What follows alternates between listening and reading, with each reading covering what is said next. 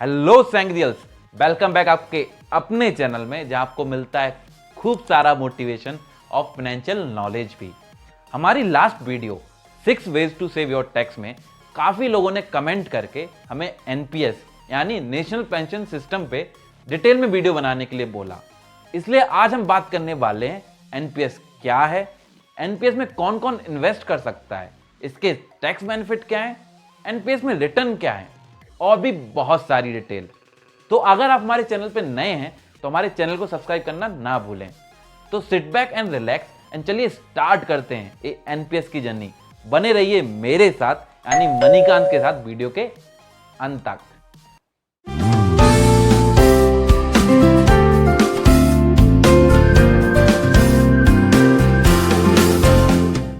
Indian government ने government employees जिन्होंने 1 अप्रैल 2004 के बाद ज्वाइन किया उनको पेंशन बेनिफिट देना बंद कर दिया और इसी के साथ स्टार्टिंग हुई वॉलंटरी पेंशन प्लान की, जिसको नाम दिया गया नेशनल पेंशन सिस्टम।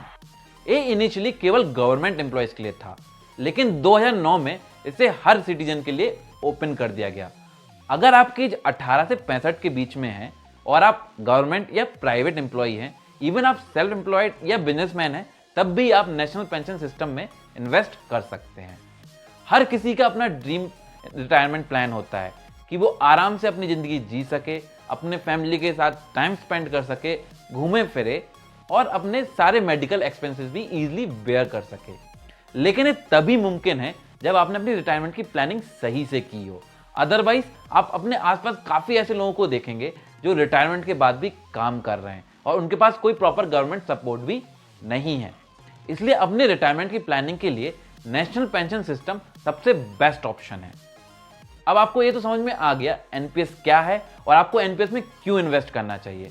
चलिए आप समझते हैं कि एनपीएस कैसे काम करता है, इसमें टैक्स बेनिफिट क्या है, इसके रिटर्न्स कैसे हैं और आप अपना अमाउंट कैसे विड्रॉ कर सकते हैं।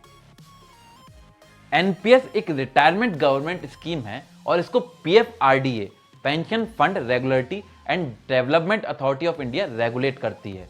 जब आप एनपीएस में इन्वेस्ट करते हैं तो आपका पैसा इन मेनली 3 जगहों पे लगता है। पहला, इक्विटी और स्टॉक मार्केट, इसको एक हाई रिस्क इन्वेस्टमेंट माना जाता है। दूसरा, गवर्नमेंट बॉन्ड, इसमें आप अपना पैसा गवर्नमेंट को लैंड करते हैं और एक लो रिस्क इन्वेस्टमेंट माना जाता है। तीसरा, कोऑपरेटिव बॉन्ड्स, इसमें आप अपना पैसा प्राइवेट कंपनीज को लैंड करते हैं और एक मॉडरेट रिस्क इन्वेस्टमेंट माना जाता है। तो जब आप एनपीएस में इन्वेस्ट करते हैं तो आपका पैसा इन तीनों जगह पे ही लगता है और इनके एसेट एलोकेशन को डिसाइड करने के लिए आपके पास 2 ऑप्शन अवेलेबल हैं। पहला, एक्टिव चॉइस, इसमें आप डिसाइड करते हैं कि आपका कितना percentage of amount equity, government bond और कॉर्पोरेट बॉन्ड में लगेगा। आप मैक्सिमम 75% तक ही इक्विटी में पैसा इन्वेस्ट कर सकते हैं। दूसरा, ऑटो चॉइस, इसमें बेसिकली आपके पास 3 ऑप्शन अवेलेबल हैं जिनमें से कोई एक डिसाइड करके आप अपने प्लान को ऑटोमेटिक बना सकते हैं। पहला एग्रेसिव, दूसरा मॉडरेट, तीसरा कंजर्वेटिव लाइफ पॉइंट। तो आपकी रिस्क एपिटाइट जैसी है उसमें से कोई भी आप एक प्लान चूज कर सकते हैं और आपका पैसा ऑटोमेटिकली इन्वेस्ट होता रहेगा।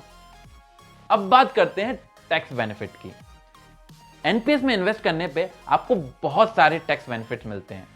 जैसे जब आप एनपीएस में इन्वेस्ट करते हैं तो सेक्शन 80C के अंडर में आपको 1.5 लाख पर annum तक टैक्स रिलैक्सेशन मिलता है और एडिशनली सेक्शन 80CCD के अंडर में आप 50K तक एनुअल टैक्स बेनिफिट पा सकते हैं। और इतना ही नहीं, एनपीएस एक ट्रिपली एग्जेम्प्ट इंस्ट्रूमेंट है। मतलब आपको इन्वेस्टमेंट पे कोई टैक्स नहीं देना, आपके रिटर्न पे भी कोई टैक्स नहीं है और सबसे बड़ी बात, आपकी मैच्योरिटी भी टैक्स फ्री है। तो ये सारी ही बातें एनपीएस को एक बहुत ही अच्छा ऑप्शन बनाती है इन्वेस्टमेंट का। अब बात करते हैं विड्रॉल की, या अपना पैसा कैसे निकाल सकते हैं। एनपीएस एक रिटायरमेंट स्कीम है, इसलिए इसका लॉक इन पीरियड 60 ईयर की एज तक होता है। लेकिन आप कुछ केसेस में पहले भी पैसा निकाल सकते हैं, जैसे क्रिटिकल इलनेस या हायर एजुकेशन के लिए। लेकिन इसके लिए मिनिमम आपको 3 ईयर तक इन्वेस्टेड रहना होगा और 25% से ज्यादा अपने कंट्रीब्यूशन का पैसा नहीं निकाल सकते। अब बात करते हैं मैच्योरिटी की। तो मैच्योरिटी के टाइम पे आप 60% तक ही पैसा केवल लमसम या वन टाइम में ले सकते हैं और 40% पैसा आपको as a monthly pension income के रूप में मिलना स्टार्ट हो जाता है।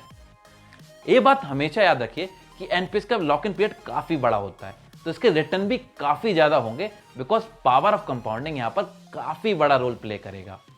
पावर ऑफ कंपाउंडिंग पे ऑलरेडी हमने एक सेपरेट वीडियो बनाई हुई है जिसकी डिटेल हमने डिस्क्रिप्शन में शेयर कर दी है।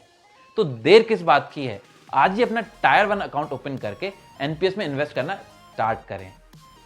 तो होपफुली आपको एनपीएस की सारी डिटेल्स क्लियर हो गई होंगी और आपको इसमें इन्वेस्ट करने के बेनिफिट्स भी सारे पता पड़ गए होंगे।